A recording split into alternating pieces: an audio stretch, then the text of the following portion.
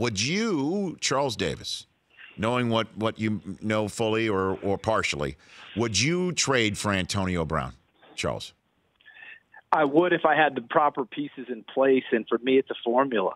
And the formula is, do I have a head coach that's going to ultimately be able to make the final call on things? Meaning the head coach isn't having to go to management on everything and say, is this okay, is that okay?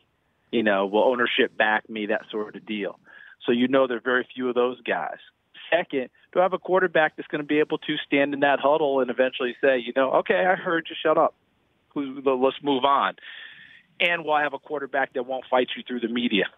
That quarterback and that receiver have to have that conversation, and let's try and keep it within closed doors unless the receiver, of course, does it on the sidelines and becomes, all those histrionics and what have you. So you got to have some strength there, but you also have to have that little bit of flexibility with that strength. In other words, that receiver's got to know that quarterback is the guy, but also approachable in terms of, hey, I do it this way, I do it that. Can we try and get it done, and so on and so forth.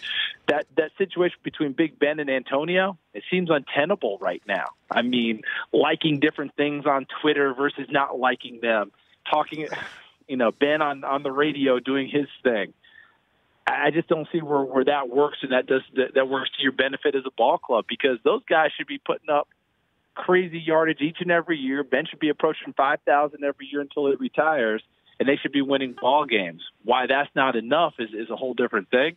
And here's the question I'd ask any team.